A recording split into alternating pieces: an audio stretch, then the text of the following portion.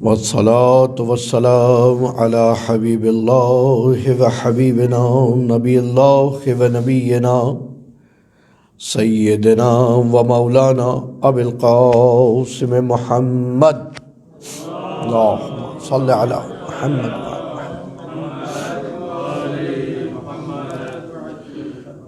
والصلاة والسلام على أهل بيته الطيبين الطاهرين المعصومين المظلومين المنتجبين المنتخبين المنيبين الهادين المهديين وسيما بقية الله في الأرضين اللهم صل على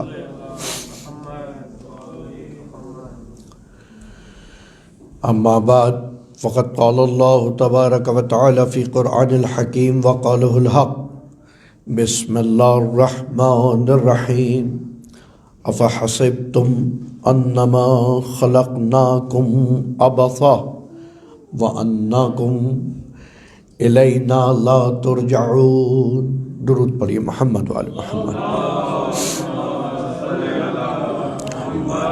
شکریہ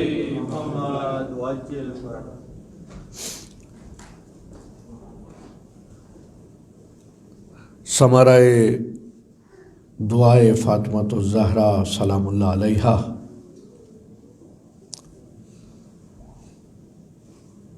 آرزو تمنائے زینب کبریٰ سلام اللہ علیہا، یعنی آپ عزاداران سید الشہداء، آپ خوش نصیب ہیں کہ جس فطرت حنیف پر آپ کو خدا نے پیدا کیا،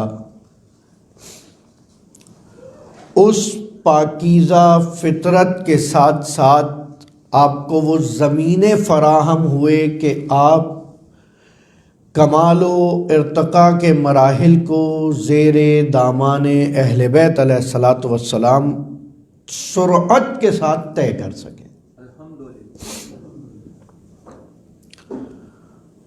اور یہ ان نعمتوں میں سے ہے کہ جن میں آپ کا کمال کم ہے، آپ کے اجداد کا کمال زیادہ ہے۔ بہت خوب، بے شک، بہت خوب۔ اور دوسری چیز، اگر اس کو محمول کیا جائے عالم زر کے اس سوال و جواب پر، میں بلا تمہید وارد ہوں گا، میں کل بیان کر چکا ہوں، آخری روز تمہید تھا۔ اگر عالم زر کے اس سوال و جواب پہ محمول کر دیا جائے تنویر بھائی کہ وہاں جب خدا نے پوچھا تھا الست بربکم اعلیٰ تو ہم نے کہا تھا بلا، تو حقیقت میں وہ تو ہمیں یاد نہیں۔ صحیح ہے، ٹھیک ہے، مولانا کہہ رہے ہیں، قرآن میں لکھا ہے، رسول فرما گئے تو مان لیتے ہیں، لیکن ذہن کے کسی گوشے میں وہ چیز موجود نہیں ہے۔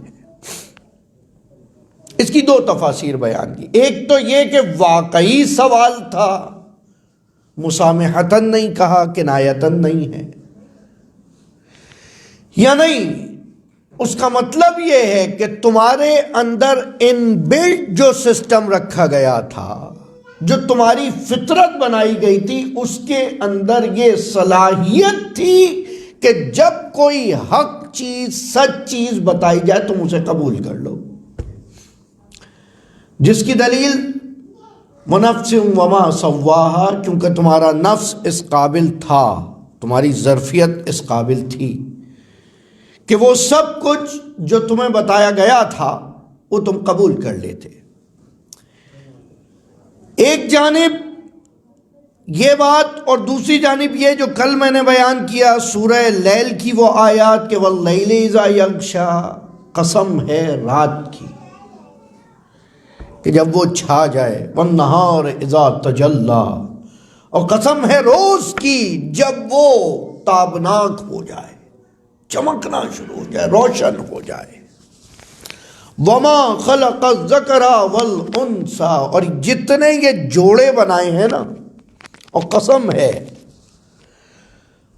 ہے ہر اس شے کی جس کو خدا نے مذکر و مؤنث تخلیق کیا، اور سورہ یاسین میں آواز دی کہ ہر چیز جو زمین سے نکل رہی ہے، مما تنبت الارض، جو زمین سے نمو کر رہے ہیں، ان کو خدا نے جوڑوں میں بنایا، جو تم جانتے ہو ان کو اور جو نہیں جانتے ان کو۔ زمین کے نکلنے والے جوڑوں کے حوالے سے ہم نے 2 دن پہلے گفتگو کی کہ ابتدائے انسان خاک ہے اور انتہا اس بدن کی پھر خاک ہے۔ کمال یہ ہوگا، ساتھ رہیے گا میرے، اگر آپ کے پاس کوئی بہت ہی نفیس شے ہو، میری مائیں بہنیں جو دیکھ رہی ہیں خاص طور پہ توجہ دیجئے، اگر آپ کے پاس ایک رنگ ہے اور آپ کو دعویٰ ہے کہ وہ ہیرا ہے، ڈائمنڈ ہے، آپ لے کر جائیے انگشتر ساز کے پاس، سونار کے پاس، انگوٹھی بیچنے والے کے پاس، وہ ایک مرتبہ اس کا جڑاؤ دیکھے گا کہ یہ جوڑی کیسے ہے، اور اس کی مضبوطی دیکھ کر بتائے گا کہ یہ ہیرا ہے یا نہیں ہے۔ یقین کیجئے، تجربہ کر لیجئے گا، کیونکہ اگر جتنی قیمتی چیز ہوگی اس کو اتنی مضبوطی سے جڑا جائے گا، اور اگر عام پتھر ہوا تو باقی جیسے سنگوں کو جڑا جاتا ہے ایسے رکھ دیا جائے گا۔ ٹھیک ہے، یعنی جو چیز اندر ہے اس کا اندازہ غلاف سے ہو سکتا ہے۔ جتنی شے قیمتی ہوگی اتنی حفاظت سے رکھی جائے گی۔ پورے وجود سر سبز انسان کے اندر جو جوہر تھا وہ تھا جوہر عقل۔ اس جوہر عقل کو خدا نے محفوظ رکھنے کے لیے پورا یہ نظام بدن تشکیل دیا، جس بدن میں خود ہزارہ نظام ہیں۔ ٹھیک ہے، اور پھر اس کے بعد کیونکہ انسان اس بدن میں سب سے میجر پلیس دل کو سمجھتا تھا، تو کہا ہم تمہارے دل میں رہتے ہیں۔ ساتھ رہیے گا، بہت تیزی سے مراحل طے کر رہا ہوں۔ جب بھی کہا جائے قرآن و روایات میں دل کی بات کی جائے، اِنَّ قَلْبُ الْمُؤْمِنِ حَرَمُ اللَّہ، مومن کا دل حرم الہی ہے، اس سے مراد یہ صنوبری شکل کا متحرک گوشت کا ٹکڑا تھوڑی ہے۔ اس سے مراد تو وہ عقیدت ہے جس کو آپ کبھی وجدان کہتے ہیں، جس کو آپ کبھی روح کہتے ہیں، جس کو آپ کبھی ضمیر کہتے ہیں، اور اکثر مقامات پر، اکثر چیزوں کے لیے جس کی معرفت مکمل نہ ہو اس کو بھی مختلف ناموں سے یاد کرتے ہیں، جس کی معرفت ہو، اس کی تعریفات بہت زیادہ ہوں، اس کو بھی مختلف ناموں سے یاد کرتے ہیں۔ دونوں چیزیں ثابت ہیں۔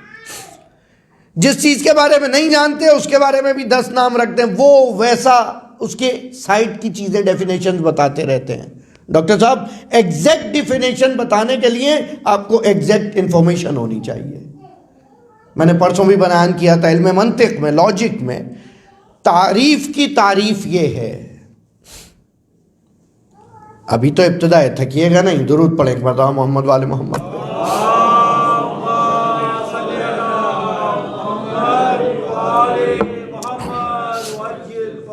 ڈیفینیشن کی رولنگ یہ ہے کہ جامع افراد ہو، جتنی چیزوں کی تعریف ہو رہی ہے وہ سب اس میں شامل ہو جائیں، اور معنی اغیار ہو، جو اس کی ڈیفینیشن میں نہیں آتے ان کو اندر آنے سے روک دے۔ اگر انسان کی تعریف کی جائے 2 پیروں پر چلنے والا، تو پاکستان میں تو قبول کر لیا جائے، یہاں کینگروؤں کے ملک میں قبول نہیں کیا جائے گا۔ صحیح ہے؟ کھانے والا کہا جائے تو بھی قبول نہیں کیا جائے گا۔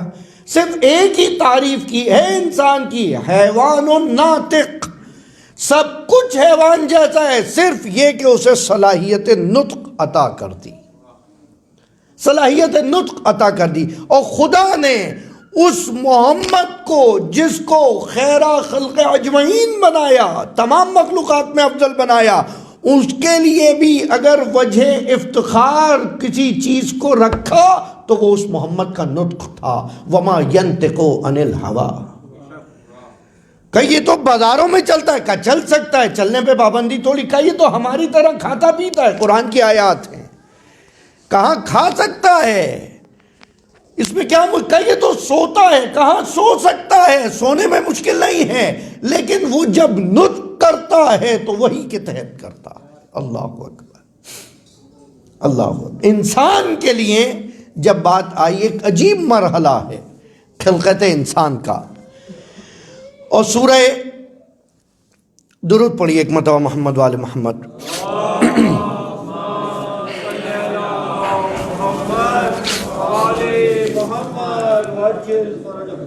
حیات انسانی کے مراحل کو مختلف مقامات پہ قرآن نے بیان کیا۔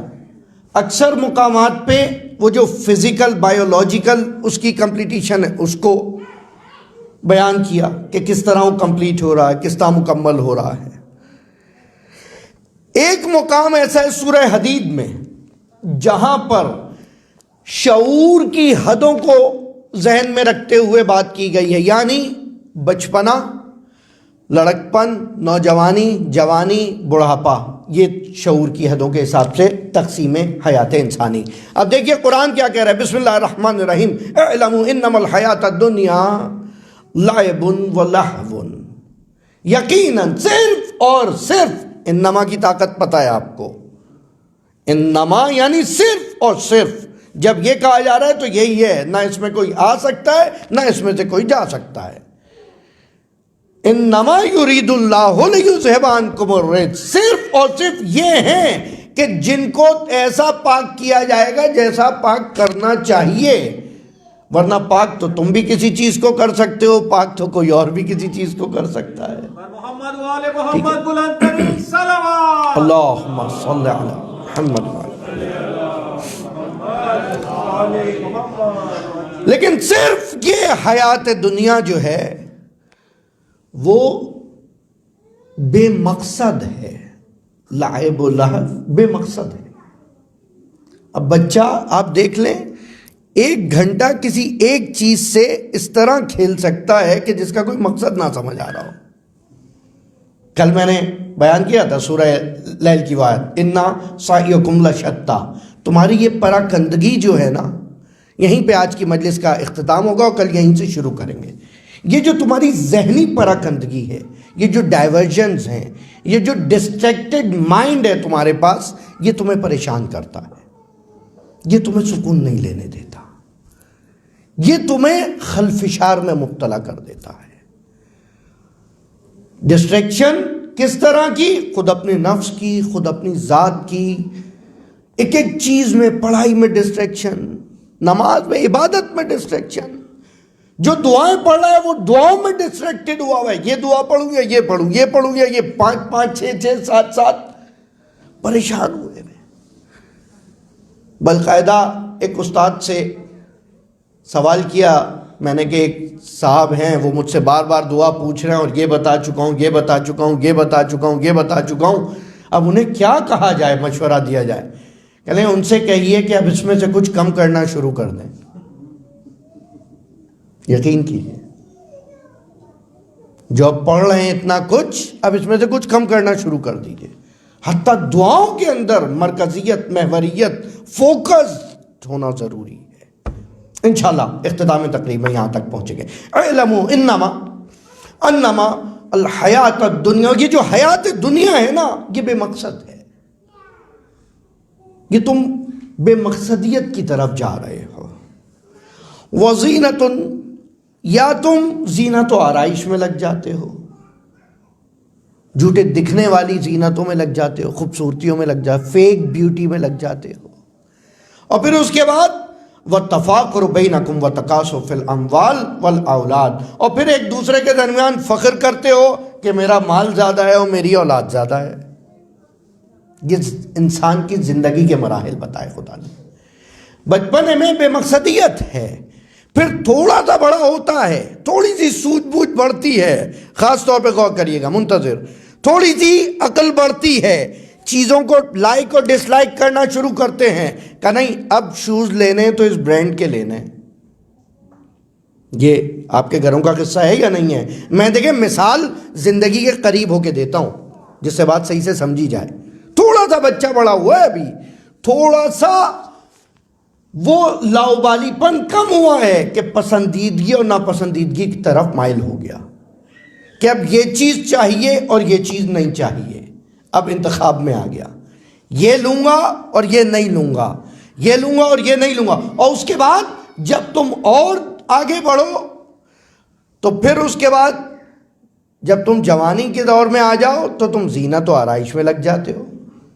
اب یہ کرنا ہے, اب یہ کرنا ہے, اب یہ کرنا ہے, اب یہ, اور وہ ساری زینتیں جو سب بہت ہی ٹیمپریری ہیں. نہیں, زینت غلط نہیں ہے, صورت اچھی ہونی چاہیے, سیرت بھی اچھی ہونی چاہیے. جہاں آرائش صورت کا خیال ہے وہاں آرائش سیرت کا بھی خیال ہونا چاہیے. اور پھر اس کے بعد جب ایک مرتبہ پختہ عمر کو پہنچتے ہو اب تم پریشان ہو جاتے ہو. اب وہ عمر ہے کہ جب تم اب بیٹھ کر ایک دوسرے پر فخر کرو, تفاخر. سورہ حدید آیت کا نشان 20, تفصیلی طور پہ گھر جا کے دیکھیے گا اسے ضرور. اب تم ایک دوسرے پر فخر کرتے ہو کہ میرے پاس مال زیادہ ہے, میرے پاس اولاد زیادہ ہے. تمہاری زندگی اس طرح کٹ رہی ہے کہ تم پریشان ہو, پراکندہ ہو, لیکن میرا حبیب وہ ہے. سورہ انعام کی وہ مشہور آیت جو نماز سے پہلے پڑھی جاتی ہے, بسم اللہ الرحمن الرحیم, قل ان صلاتی و نسکی. اے رسول کہہ دو کہ میری نماز اور میری تمام راہ, میرا راستہ, وہ محیایا وہ مماتی للہ رب العالمین, میری حیات, میری موت, میرا جو کچھ ہے وہ للہ رب العالمین ہے. تو اب کچھ تو فرق ہوگا نا.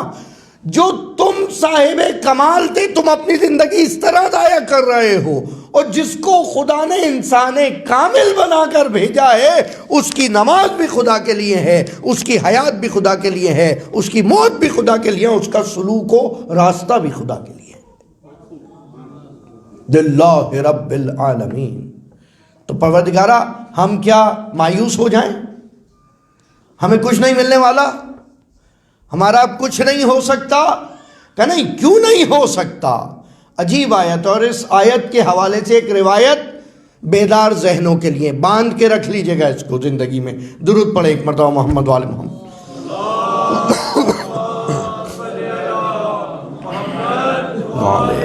محمد وعجل فرج. میں نے ابتدا میں بیان کیا تھا کہ جو آیات و روایات بیان کروں گا ریفرنسز کے ساتھ, اسے یاد رکھیے گا, زندگی میں کام آئیں گی. ان میں سے ایک یہ ہے تفسیر صافی, ملا فیض کاشانی کی تفسیر. تفسیروں میں کئی طرح کی تفسیریں ہیں. کچھ تفاسیر قرآن ہیں جو کہ تفسیر روائی کہلاتی ہیں, یعنی روایات معصومین کی روشنی میں ان آیتوں کی تفسیر بیان کی گئی ہے. جملہ بدل دوں تو بیان قرآن ناطق کی روشنی میں قرآن صامت رکھا گیا ہے. ان میں سے ایک عظیم تفسیر صافی ہے جس کا ترجمہ انتہائی بزرگ, قابل احترام ادیب مولانا تلمیذ حسنین رضوی صاحب نے کیا ہے, جو نیو جرسی امریکہ میں مقیم ہے. اردو میں ترجمہ ہو چکا ہے. بہرحال تفسیر صافی میں اس آیے کریمہ کے ذیل میں سورہ طلاق آیت کا نشان 3, اس کے ذیل میں پیغمبر اکرم محمد مصطفیٰ صلی اللہ علیہ وآلہ وسلم سے اللہ صلی اللہ علیہ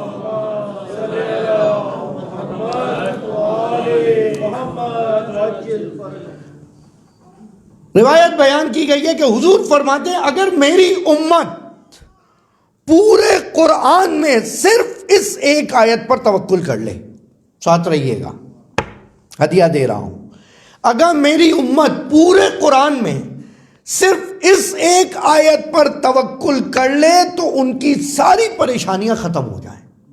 اللہ اکبر, ساری پریشانیاں ختم ہو جائیں اگر اس ایک آیت پر توکل کر لے. سورہ طلاق دوسری آیت کا اختتامی حصہ, بسم اللہ الرحمن الرحیم, وَمَن يَتَّقِ اللَّهَ يَجْعَلْ لَهُ مَخْرَجًا وَيَرْزُقْهُ مِنْ حَيْثُ لَا يَحْتَسِبُ.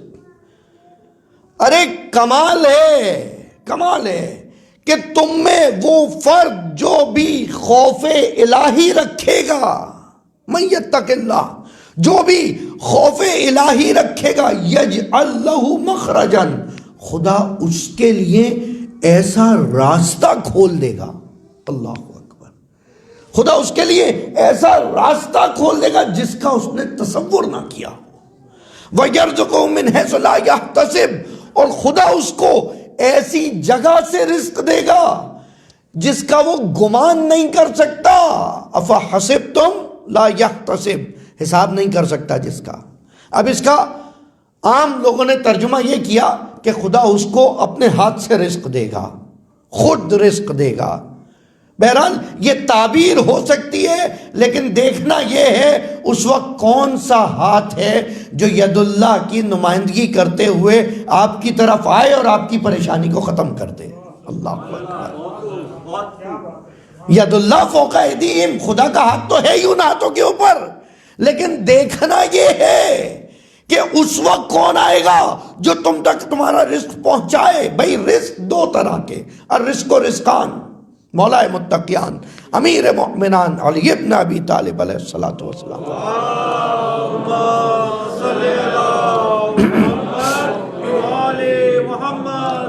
کہ رزق دو طرح کے ہیں. ایک وہ رزق ہے جسے تم تلاش کر رہے ہو، ایک وہ رزق ہے جو تمہیں تلاش کر رہا ہے. بھئی جسے تم تلاش کر رہے ہو ممکن ہے تم وہاں تک نہ پہنچو، لیکن جو تمہیں تلاش کر رہا ہے وہ یقیناً تم تک پہنچے گا. اللہ اکبر. یقیناً تم تک پہنچے گا. کرنا کیا ہے؟ من یتوکل علی اللہ، صرف تمہیں خدا پر توکل کرنا ہے. تیسری آیت سورہ طلاق کی، تمہیں خدا پر توکل کرنا ہے. کیسا توکل؟ اس طرح کہ جس کام میں لگو وہ کر کے رہنا، جس کام میں لگو وہ کر کے رہنا. اور خدا نے ہر چیز مقدار کے ساتھ بھیجی ہے. عجیب پیوند کیا ہے اس جملے کا اختتامیہ میں. خدا نے ہر چیز مقدار کے تحت کیلکولیٹڈ لگائی ہے. یعنی اگر تم کو کوئی پریشانی آئے، اگر تمہیں کوئی مصیبت آئے، فردی طور پر یا اجتماعی طور پر، انڈیویجولی یا پوری کمیونٹی کو، ایک فرد کو، ایک گھر کو، ایک خاندان کو، یا ایک شہر کو، یا ایک ملک کو، جب بھی آئے تمہارا امتحان ہوگا. اللہ اکبر. کیسا امتحان؟ خدا تم پر رزق حلال کے راستوں کو بند کر دے گا. آخر زمان کی نشانیوں کا خطبہ جو 3 محرم کو بیان کر چکا ہوں. آخر زمان کی نشانی کہ مومن کے لیے اپنے بدن کو بوٹی بوٹی کروانا آسان ہوگا، ایک لقمہ رزق حلال حاصل کرنا مشکل ہوگا. اللہ اکبر. دوسرے مقام پر نہج البلاغہ سیمن نمبر 168 خطبہ نمبر 168 مولا فرماتا ہے اور وہ آخری زمان جب آئے تو صرف اور صرف تقوی الہی تمہیں بچا پائے گا، خوف خدا تمہیں بچا پائے گا. جو خدا سے ڈرے گا اس تک سب پہنچے گا. کرنا کیا ہوگا؟ تم اگر خدا سے ڈر کر صرف کچھ دیر کے لیے اس حرام سے رک جاؤ، اللہ اکبر، اس حرام سے رک جاؤ، اس غلط چیز سے رک جاؤ، خدا تمہارے لیے پہلی چیز اس میں کیا بتائی؟ یجعل لہ مخرجا. ایک تو اس کے لیے نیا راستہ کھول دے گا. اس کے لیے نو تھرو تھوڑی ہے، ہمارے لیے نو تھرو ہے. صحیح ہے، اس کے لیے مشکل تھوڑی ہے، وہ راستہ کھول دے گا. ایک اور دوسرا وَيَرْزُقُهُ مِنْ حَيْثُ لَا يَحْتَسِبُ، ایسی جگہ سے رزق دے گا جس کا تم نے تصور نہیں کیا ہوگا، جس کا تم نے کبھی گمان نہیں کیا ہوگا. ایسے راستے سے تمہیں رزق دے گا. صرف خدا کی بارگاہ میں تمہیں اطاعت گزار رہنا پڑے گا. اب یہاں مرد و زن کی بات آئی تھی. ایک فطرت نسوانی ہے، ایک فطرت مردانی ہے جو چل رہی ہے. دونوں کی ایک ایک مثال دے کر گفتگو آگے بڑھا دوں. اب جس طرح سے جناب یوسف کے لیے ایک دروازہ بند ہوا، دوسرا دروازہ بند ہوا، تیسرا دروازہ بند ہوا، دروازے بند ہوتے چلے گئے، دروازے بند ہوتے چلے گئے. اور پھر اس کے بعد خدا نے ایک ایسا راستہ کھولا. اللہ اکبر. پڑھیں یہ داستان یوسف، پڑھیں نوجوان یہ داستان جنہیں شوق ہے حقیقی معنوں میں واقعی اگر کوئی عشق صلاحیت عشق انسانی سے داستان میل کرتی ہے تو وہ یہ داستان حضرت یوسف ہے، جس کو قرآن نے احسن القصص کہا۔ احسن القصص، سارے قصوں میں بہترین قصہ، کہ کس طرح ایک کے بعد ایک دروازہ بند ہوتا رہا، اور جب سارے دروازے بند ہو گئے اور یوسف نے ایک مرتبہ اپنے رب سے لو لگائی کہ پروردگارا اس آسائش سے تو وہ قید بہتر تھی، اللہ اکبر، یجعل لہو مخرجا، کہاں سے جائے خروج خدا نے پیدا کی، اب دامن پھٹا اور اسی گھر کا ایک معصوم بچہ گواہی دینے لگا، گواہی دینے لگا۔ اب اس گواہی میں نہ صرف یہ کہ عصمت یوسف بچ گئی بلکہ عزت میں بھی اضافہ ہوا، اور پھر اب رزق، وہ یوسف جسے خادم کے طور پہ رزق ملا کرتا تھا، اب وہ بادشاہ کنعان کے تخت پہ بیٹھ گیا۔ کہاں تک پہنچایا خدا نے؟ صرف ضرورت اس امر کی تھی کہ توکل کیا جائے۔ دوسرا واقعہ جو خاتون کے حوالے سے ہے، فطرت نسوانی کے حوالے سے، جناب مریم کا واقعہ، جناب مریم کا واقعہ۔ لوگ آ رہے ہیں، تہمتیں لگا رہے ہیں، یہ تم نے کیا کر دیا، نہ تو تمہارا باپ ایسا تھا نہ تمہاری ماں ایسی تھی، اور کہہ دیا کہ بس کسی سے بات نہ کرنا، کسی سے بات نہ کرنا، اور اشارہ کر دینا اس بچے کی طرف، ساتھ رہیے گا، اشارہ کر دینا اس بچے کی طرف، یہ معصوم بچہ تمہاری گواہی میں بولے گا۔ ابھی عیسیٰ نے نبوت کا اعلان نہیں کیا، ابھی جناب یوسف کی نبوت کا اعلان نہیں ہوا، خدا ان کے ایمان کی حفاظت کر رہا ہے، یہاں جناب مریم کی عصمت کی حفاظت کر رہا ہے، اور اس معصوم بچے سے گواہی دلوا رہا ہے، اس لیے کہ تم عام انسان ہو، تم صاحب کمال ہو، وہ انسان کامل ہیں، وہ انسان کامل ہیں، لیکن ان کا کمال انسانیت اپنے وقت کے لوگوں کے لیے محدود تھا، ساتھ رہیے گا، اپنے وقت کے لوگوں کے لیے محدود تھا۔ جب ان کے بعد ولی الاولیاء امام المتقین آئے گا تو اس کی ماں پر بھی ایک ایسا ہی سخت وقت آئے گا جب محمد کی مدد کی وجہ سے ابو طالب کا ساتھ دینا چھوڑ دیا جائے گا، اور کوئی خاتون فاطمہ بنت اسد کی اس سخت وقت میں مدد کے لیے نہیں آئے گی، تو وہ ولی اللہ کی ماں، انسان کامل کی ماں، دیکھیں جیسا ہیرا ہوگا ویسا جڑاؤ ہوگا، جو شکم مادر میں تھا اس حساب سے انتخاب رحم ہوا، آ کر خانہ کعبہ کی دیوار، ابھی خانہ کعبہ میں بت ہیں، اللہ اکبر، ابھی خانہ کعبہ میں بت ہیں، ابھی قبلہ تھوڑی بنا ہے، ابھی قبلہ تھوڑی ہے، لیکن اس خانہ کعبہ کی دیوار سے مس ہو کے دعا کی جا رہی ہے، پروردگارا، ابھی دین محمد نہیں آیا، یہ وہ دین فطرت ہے، یہ وہ دین فطرت ہے جو فطرت انسانی میں رکھا گیا، پروردگارا تجھے واسطہ ہے اس مولود، اس بچے کا جو میری کوکھ میں ہے، میری مدد فرما۔ اب دیکھیے وہ من یتق اللہ، وہ چاہتی تو کسی سے گڑ گڑا کے بات کر سکتی تھی، کسی کو رحم آ سکتا تھا، رحم بھی تو فطرت میں ہے، ترس بھی تو فطرت میں ہے، لوگ تیار تھے امداد کرنے کے لیے، ہاتھ بٹانے کے لیے، لیکن تقوی الہی امام المتقین کی ماں، امام المتقین کی ماں تقوی الہی کا مظاہرہ کرتے ہوئے جب خانہ خدا پہ دعا کرتی ہے تو یجعل لہ مخرجا۔ ابھی یہ آیت نہیں آئی لیکن اس کا مصداق پہلے ایجاد ہو رہا ہے، یہاں تک کہ دیوار میں در بنتا ہے اور ام ولی اللہ داخل ہو جاتی ہے۔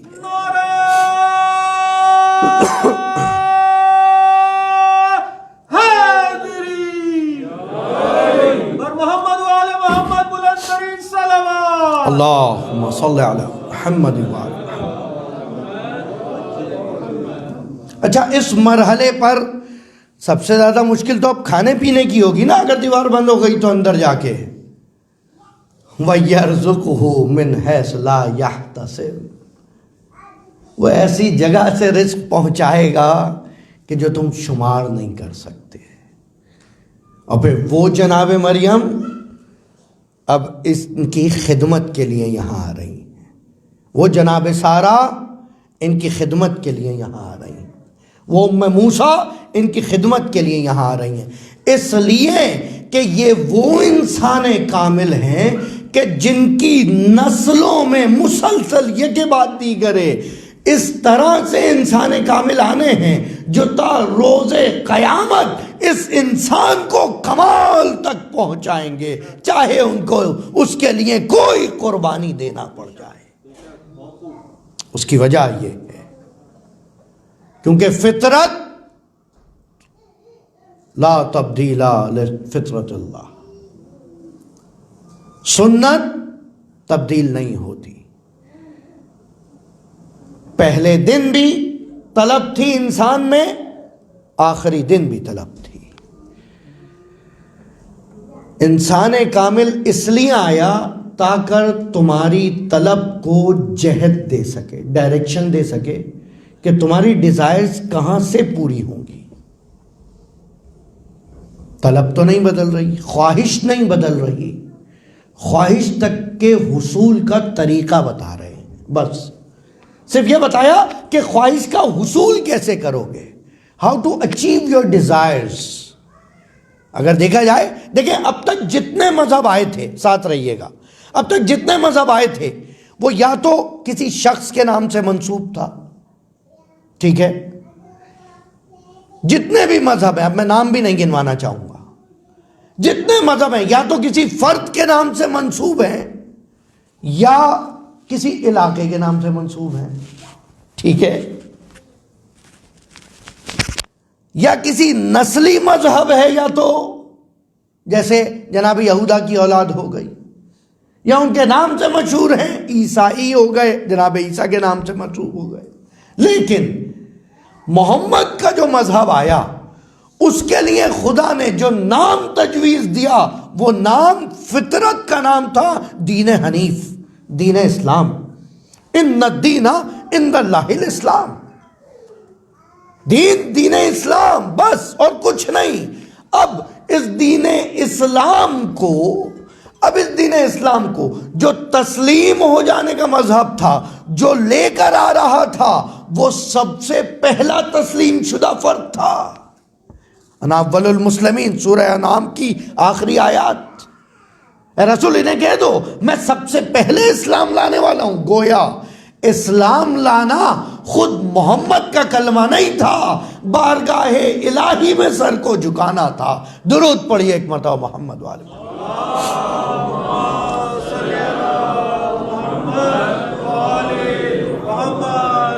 شکریہ۔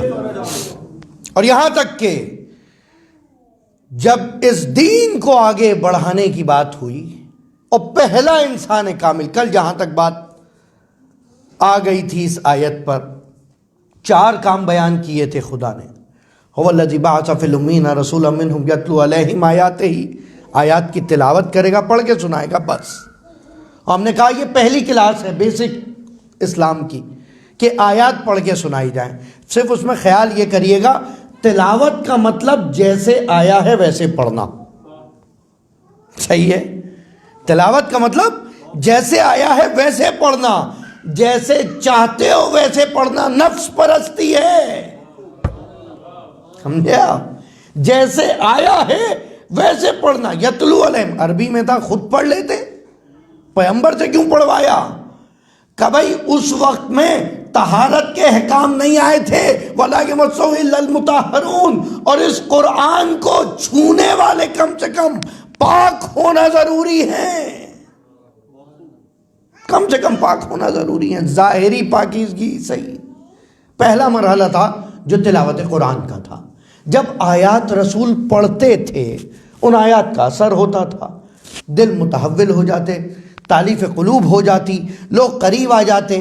دوسرے مرحلے میں وہ یزکیہم، پھر ان کا رسول تزکیہ کرتے، اور جو پہلی کلاس میں ہی، کل میں نے کہا تھا، اب جو پہلی کلاس میں ہی نہیں سمجھ پاتا تھا اور باہر نکل کے کہتا تھا ماذا یقول آنفاً، قرآن کی آیت ہے کہ ابھی ابھی رسول نے کیا کہا، تو اس کا مطلب نقن صاحب کے بقول اچاٹ دماغ کا ہے یہ طالب علم، ادھر ادھر لگا رہتا ہے، کمال۔ اور وہ اس جگہ یزکیہم کا ترجمہ کرتے ہیں تفسیر، نقن صاحب کی بیان کر رہا ہوں، تفسیر میں، کہ وہ اپنے رسول کو بھیج رہا ہے تلاوت کرنے۔ تو فرق یہ ہے کہ آپ کسی بچے کو کہتے ہیں بیٹا فلاں صاحب کو بلا لاؤ، ساتھ رہیے گا، آخری مثال ہے، بہت ساری چیزیں اس مثال سے واضح ہو جائیں گی۔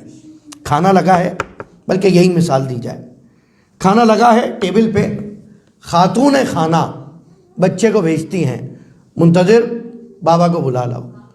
اب یہ نہیں کہا کیوں بلا لاؤ، بچہ دیکھ رہا ہے دسترخوان لگا ہے، وہ گیا، اس نے جا کے کہا تو یہ نہیں کہا کہ بلایا جا رہا ہے، عام طور پہ کیا کہے گا، کھانا لگ گیا، یا کھانا تیار ہے، یا کھانے کے لیے بلایا جا رہا ہے، ٹھیک ہے، مقصد پورا ہوگا، لفظ بدل جائے گا، ابا بھی آ جائیں گے، خاتون خانہ بھی کچھ نہیں کہیں گی، بچے کو بھی کچھ نہیں کہا جائے گا، لیکن اگر پوچھ لیا جائے تم نے کیا کہا تھا، اور بچہ کہے میں نے یہ کہا، اور کہنے والا کہے یہ تو میں نے کہا ہی نہیں تھا، کہ بھئی آپ کا مقصد پہنچایا ہے، تو وہ صرف پیغامبر تو کہلائے گا، صادق و امین نہیں کہلائے گا،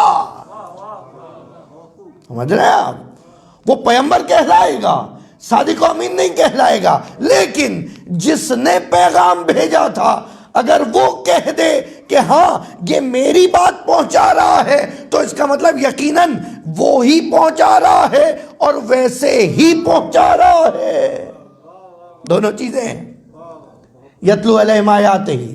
اب جو تلاوت بھی نہیں سمجھ پائے تو وہ وہیں رہ گئے، آگے تو آئے نہیں وہ تزکیے کے مرحلے پر، یزکیہم ویعلمہم الکتاب والحکمہ، اور جب یہ پاک صاف ہو جائیں، جب اس قابل ہو جائیں، ایک تصفیہ خدا نے کیا تھا وَنَفْسٍ وَمَا سَوَّاهَا، اور اب اس تصفیہ شدہ ذات میں جس میں خدا نے فطرت سالمہ ڈالی تھی،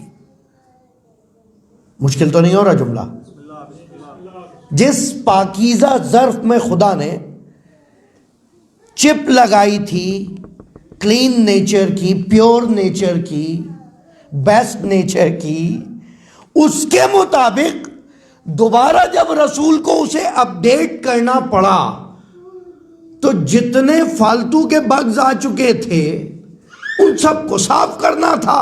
کیسے صاف کرنا تھا؟ تزکیہ کرنا تھا۔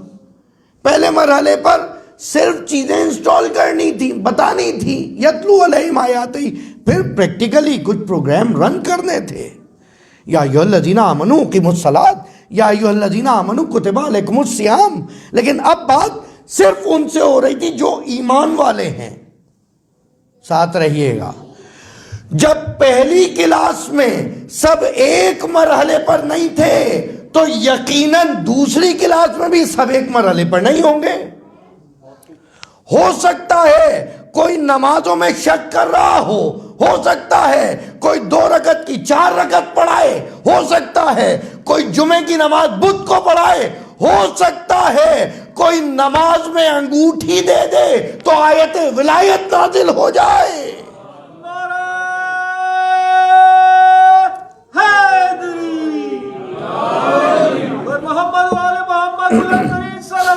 اللہم صلی علی محمد وعلی۔ تو وہ انسان کامل کمال پہ لے جانے کے لیے 4 کام کر رہا ہے۔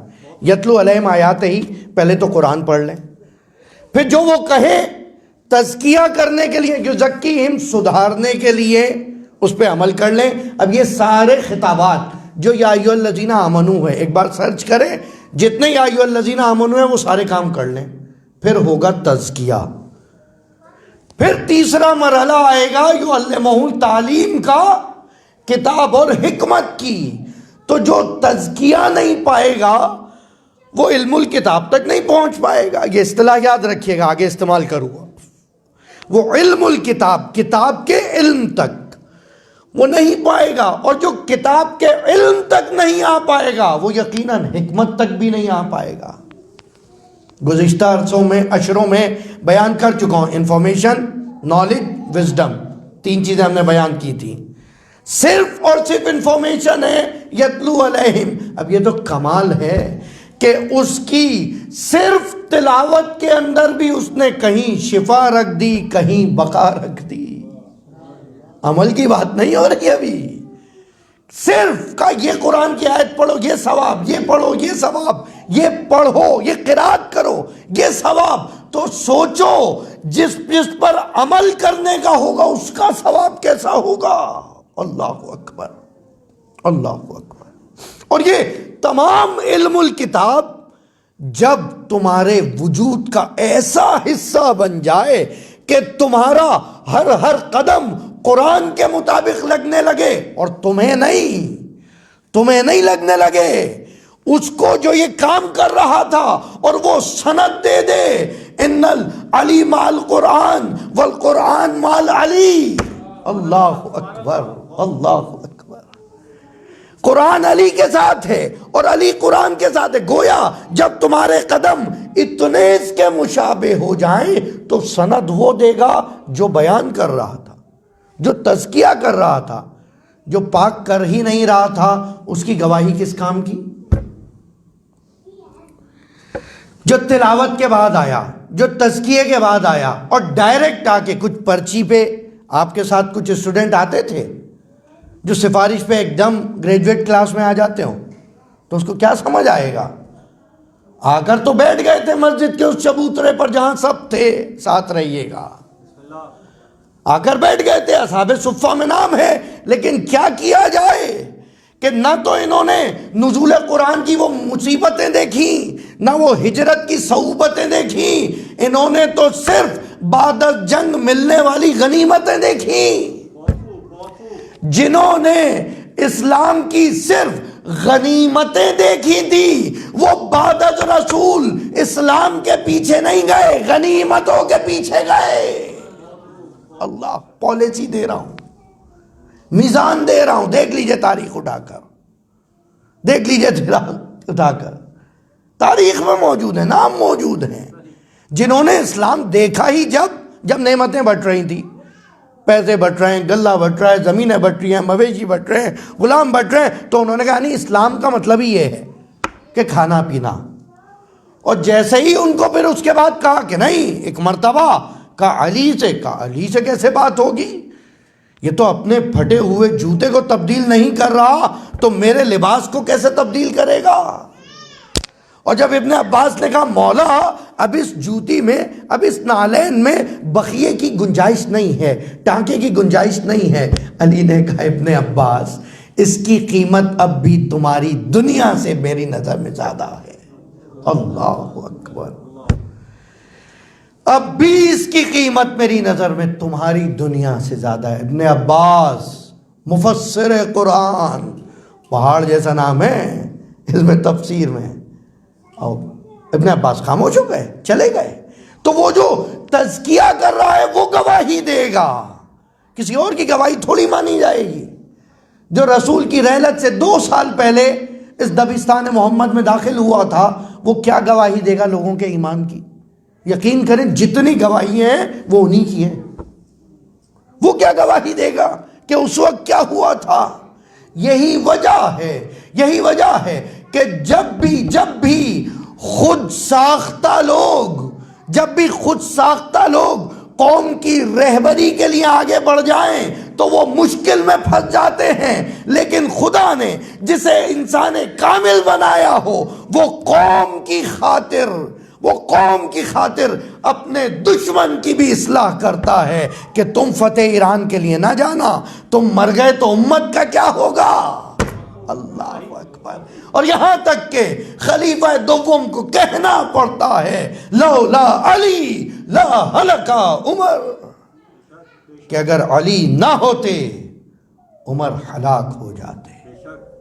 تو اتنی حق بیانی تو ٹھیک ہے، اور اگر اب آپ کہہ دیں کہ کتاب ہی کافی ہے تو حضور کتاب کا تو خالی ایک کام تھا، یتلو علیہم آیاتہ ہی، بس 1/3 کام انسان کامل کا یتلو علیہم تھا. اس کے بعد تو یزکیہم و یعلمہم الکتاب والحکمہ. اگر صرف کتاب لے لی تو 1/3 اسلام باقی رہ جائے گا. باقی 1/3 رہ جائے گا. اب وہ کہاں 25% ایمان والا اور کہاں کل ایمان. اللہ اکبر. کہاں کل ایمان اور کہاں وہ 25% ایمان والا. جب کل ایمان کسی کی ہدایت کرے گا تو اس طرح سے ہدایت کرے گا کہ ممکن ہے وہ شہر کوفہ کا کوئی خرما فروش ہو لیکن حاکم وقت کی نیندیں حرام کر کے میثم تمار بن جائے گا. درود پڑھیے محمد وآل محمد.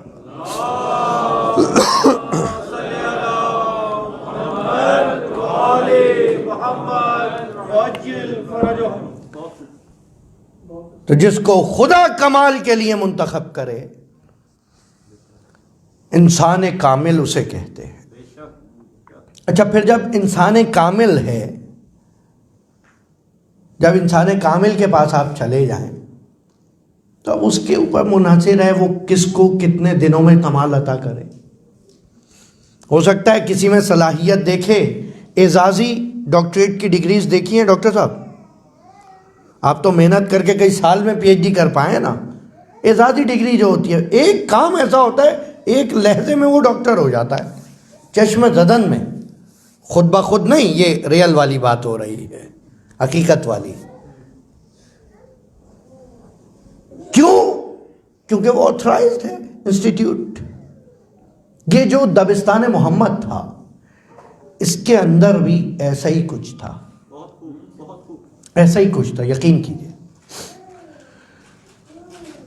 جس کو پیغمبر نے علم و حکمت سکھائی ہو تو پھر نہ تو، کیونکہ دیکھیں ساتھ یاد رکھیے گا پورا سلسلہ پچھلا، رسول کافۃ للناس، صحیح؟ کل جو میں نے بیان کیا تھا مالک الناس الہ الناس، جس کا خدا بھی تمام انسانیت سے رابطہ رکھتا ہے. خدا رب العالمین، رسول رحمت للعالمین. عالمین سے نیچے تو بات ہی نہیں ہو رہی. کینوس دیکھیں کتنا بڑا ہے. تو اب جب اس کا خلیفہ، اس کا نائب، اس کا وصی مرتضی علی اگر کسی کو علم دینا چاہے تو وہ علم حاصل کرنے والے کی وسعت دیکھ کر دے گا. یعنی اگر کوئی چیز مانے ہوگی تو وہ میرا ظرف ہو سکتا ہے اور بس. کیونکہ جب وہ سلونی کہہ رہا ہے تو کیا نہیں بتائے گا. اللہ اکبر. کمال دیکھیے. خصوصاً طالب علموں سے کہہ رہا ہوں، بچوں سے کہہ رہا ہوں، اسٹوڈنٹ سے کہہ رہا ہوں، کسی بھی راہ علم میں کوئی مشکل آئے، کل یہاں سے بات شروع ہوگی، کسی بھی راہ علم میں کوئی مشکل آئے، ایک نماز خدمت باب العلم میں ہدیہ کریں اور پھر دیکھیں کرش میں کہ کس طرح سے یرزق من حیث لا یحتسب، وہ کون سے راستوں سے رزق علم تمہیں دے گا جس کا تم اندازہ نہیں لگا سکتے، جس کا تم اندازہ نہیں لگا سکتے. ان مرحلوں سے تمہیں علم دے گا. جناب میثم تک بات آ گئی تو یہیں پر آج کی مجلس کو روک رہا ہوں. میثم خرما فروش ہیں، کھجور بیچتے ہیں شہر کوفہ میں. اور کمال یہ ہے کہ علی اس وقت میں خلیفۃ اللہ ہیں، لوگ تسلیم کر چکے ہیں، یعنی خلیفہ ان کو. علی تو پہلے دن سے خلیفۃ اللہ ہیں. ظاہری خلافت امام علی کی چل رہی ہے. اس وقت میں میثم کہتے ہیں مولا اگر تھوڑی دیر یہاں بیٹھ جائیں دکان پہ تو میں ہو ہی آؤں. جرت دیکھے میثم کی. ہم لوگ اسے جرت کہتے ہیں، نہیں، معرفت دیکھے میثم کی. اللہ اکبر. معرفت دیکھیں میثم کی. کہ کس یقین سے کہہ رہا ہے کہ مولا کچھ دیر یہاں بیٹھ جائیں، میں کسی کام سے جا کے آتا ہوں. بھائی مجھ سے محبت کرتے ہیں، مجھے اپنا دوست شمار کرتے ہیں، تو دوست کے کام آتا ہے، اور اس کام میں کوئی عار تھوڑی ہے، حرام تھوڑی ہے، جائز ہے. علی بیٹھ گئے. ایک واقعہ سن لیجئے. ایک شخص آیا اور آ کے اس نے دیکھا کہ خرما فروش تو نہیں ہے، علی بیٹھے ہیں. کہا علی کو کیا پتا کھجور کیا ہے اور سکے کیا ہیں. علی کہتے رہتے میں دنیا کو طلاق دے دی ہے، 3 طلاقیں دے دی ہیں. وہ لے کے آیا اور کچھ کھوٹے سکے ملا کر صحیح سکوں میں علی کو دیے اور کچھ خرمے لے گیا. اب بہرحال مجھے تعداد کا صحیح اس وقت ذہن میں اندازہ نہیں ہے. ٹھیک ہے، ایسا کر لیتے ہیں کہ 5 صحیح سکے تھے اور 3 کھوٹے سکے تھے. یہ مثالیں آپ یاد بھی رکھتے ہیں اگر ایسی دی جائیں. ٹھیک ہے، 5 سکے صحیح تھے اور 3 سکے کھوٹے تھے، خراب تھے، فیک کوئنز تھے. 5 کوئنز جو تھے وہ پرفیکٹ تھے. وہ 8 دے کر اور کچھ خرمے لے گیا. اب وہ جس ریشو سے دے کر گیا تھا اسی ریشو سے کچھ خرمے خراب نکلے. علی آئے، میثم آئے، کہا کیا ہوا، کچھ سودا ہوا؟ کہاں یہ تھے، یہ دے دیے. کہا مولا اس میں تو یہ سکے کھوٹے ہیں. کہا اچھا. کہا وہ کھجور بھی جو ہے پھر وہ لے گیا ہے تو وہ صحیح نہیں ہوں گے. کہا نہیں میرے پاس تو کھوٹے خراب کھجور ہی نہیں تھے.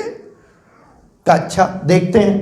تھوڑی دیر میں وہ ذہین انسان، آج کی اصطلاح میں ذہین کہا جاتا ہے نا، آخری وقت کی زمانہ یہ ہے کہ جو شخص جتنا بڑا فراڈ کرے اسے اتنا بڑا ذہین سمجھا جاتا ہے. آخر وقت کی نشانیوں میں سے وہ ذہین انسان کچھ عرصے بعد آیا اور غصے میں کہا تم نے مجھے خراب خرمے دے دیے میثم. کوئی بیٹھا ہوا تھا، کہا جیسے سکے تم نے دیے تھے ویسے خرمے تمہیں مل گئے. کہا یہاں تو علی تھے، علی کو تو نہیں پتا تھا ان سکوں کا. کہا لیکن ان خرموں کو تو پتا تھا علی کا. مولا مولائے کائنات ہوتا ہے، مولا مولائے کائنات ہوتا ہے. اللہ اکبر. بس یہ ہے میثم. اور اسی باتوں میں علی نے میثم کو ایک علم سکھایا جس کو علم بلایا والمنایا کہتے ہیں. آنے والی اچھی خبروں کا اور بری خبروں کا علم. اچھا یہ کوئی کاہنوں کی طرح فیوچر پریڈکشن نہیں تھی، کسی پامسٹ کی طرح نہیں. جو 100% شیور کچھ چیزیں ہیں جو آگے ہوں گے فیوچر میں وہ بتا دیے تھے. خصوصاً کچھ لوگوں کی موت کے حوالے سے، جن میں سے ایک موت خود عمار کی تھی. اور مولا نے کہا عمار یہ جو کھجور کا درخت ہے تمہیں اس درخت پر پھانسی دی جائے گی. ذرا سوچیں اگر ہم میں سے کسی کو یہ پتہ چل جائے کہ یہ ہمارے لیے وسیلہ قتل ہوگا، عام تصور یہ ہے کہ کوشش کی جائے گی اسے آگ لگا دی جائے، ختم کر دیا جائے. میثم نے ایک سوال کیا کہ مولا میں حق پر ہوں گا؟ کہ ہماری محبت میں تمہیں پھانسی دی جائے گی. اللہ اکبر. تو سیکون هو شرف، بس وہ تو میرے لیے شرف ہوگا. اور پھر اس کے بعد مسلسل شعر ہیں کچھ جو اس وقت میثم نے پڑھے جن کا مفہوم اس طرح سے بنتا ہے کون بدبخت ہوگا جو اپنے روشن مستقبل سے منہ موڑے، اور وہ کتنا خوش نصیب ہوگا کہ جس کو مستقبل اس تاریخ حال سے روشن نظر آنا شروع ہو جائے. اللہ. اور اس کے بعد تاریخ بتاتی ہے میثم اس درخت کو پانی دیا کرتے تھے کہ کسی طرح یہ میرے قد سے اونچا تو ہو جائے. بس ایک مرتبہ کوفے کا ہی ایک باشندہ ہے جس کا نام ہے حبیب ابن مظاہر اسدی، قبیلہ اسدی سے تعلق ہے. جناب حبیب کی میثم سے ملاقات ہوتی ہے اور میثم سے ملاقات میں ایک مرتبہ میثم حبیب کو خوش کرنے کے لیے کہتے ہیں حبیب تمہیں خوشخبری دوں؟ کہا میثم بتاؤ؟ کہ تمہیں اس دنیا کی سب سے عظیم جنگ میں شہادت نصیب ہو، تمہیں سب سے مقدس زمین پہ شہادت نصیب ہوگی۔ کہ اچھا میثم کیسے ہوگا یہ؟ کہ اور تم حسین ابن علی کے ساتھ ہوگے۔ اللہ اکبر۔ حبیب مسکرائے، کہا میثم میں بھی تمہیں بتاؤں؟ کہ تم کیا بتاؤ گے؟ کہ جہاں تم کھجور بیچتے ہو وہاں ایک درخت ہے دائیں جانب، تمہیں اس درخت پہ دار پہ لٹکایا جائے گا۔ کہ تمہیں کیسے پتا؟ میثم کہتے ہیں مجھے تو یہ علم علی نے سکھایا ہے۔ حبیب کہتے ہیں ہمیں یہ علم حسین نے سکھایا۔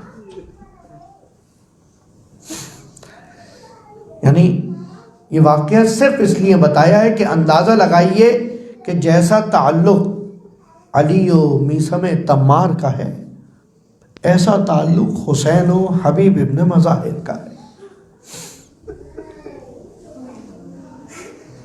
اللہ اکبر۔ امام جو کہ انسان کامل ہے، اس کا عمل بھی حجت ہے، اس کا قول بھی حجت ہے۔ فعل معصوم بھی حجت ہے، قول معصوم بھی حجت ہے۔ اگر امام کسی کو کچھ کہیں تو اس کا مطلب واقعی وہ اس میں صلاحیت ہے۔ امام حسین نے سینکڑوں خط لکھے ہیں، ایک دو نہیں ہیں۔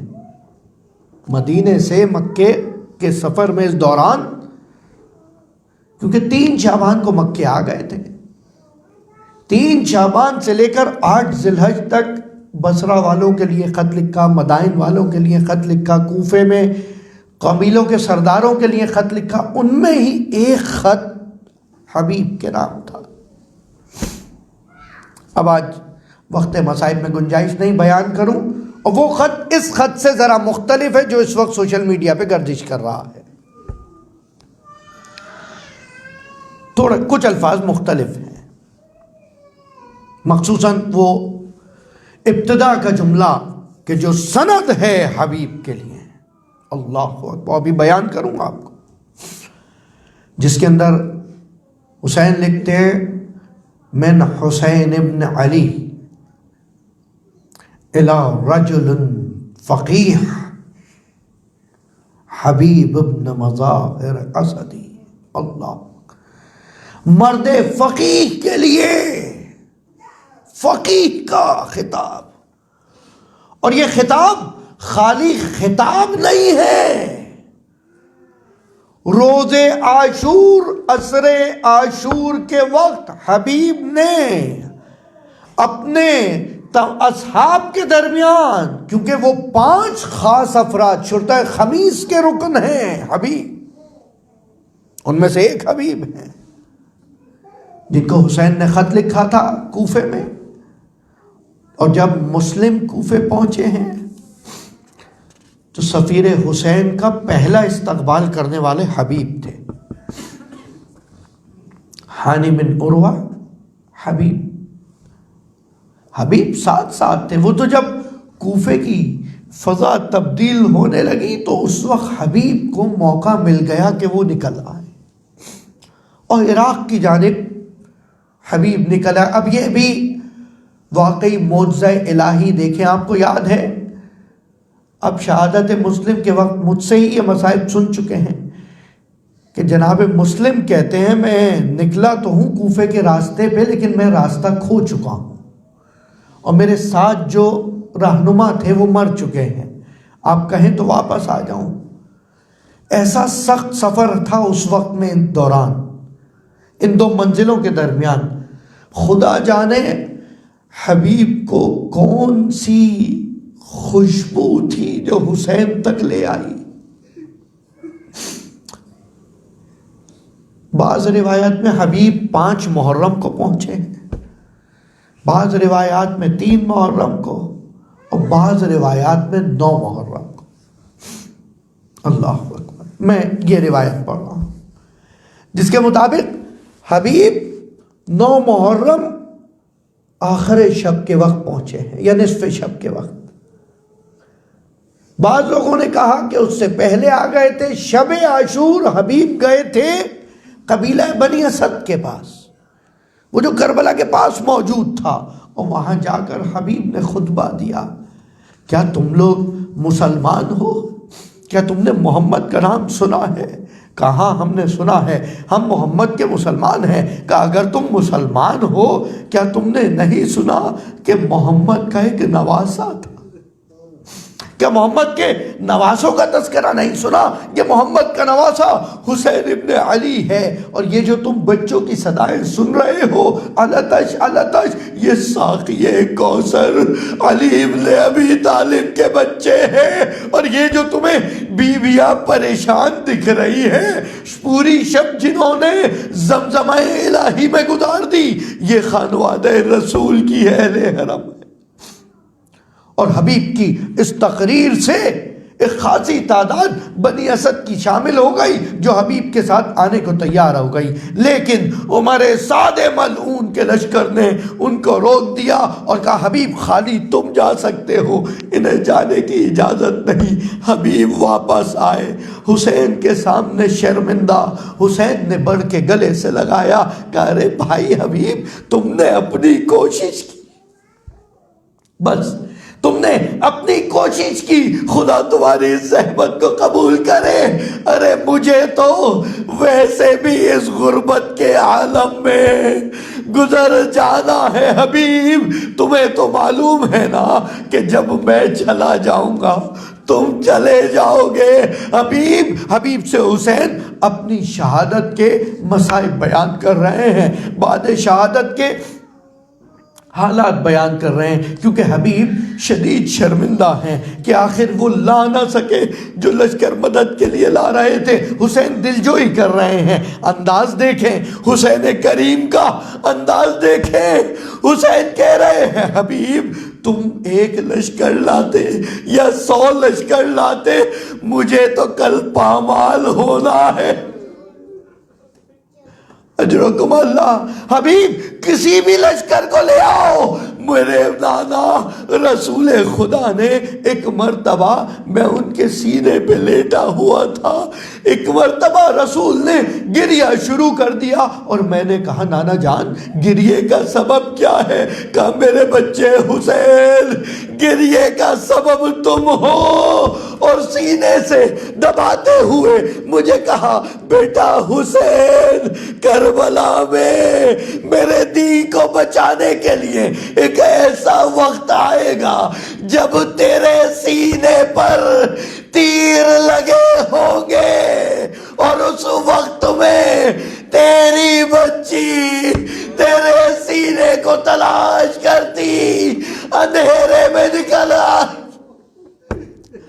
اجرکم اللہ. یہ روایت امام حسین نے حبیب سے بیان کی. کہا حبیب دل چھوٹا نہ کرو، ہمیں تو ویسے بھی پامال ہونا ہے، بس دعا کرو کہ ہم اس طرح سے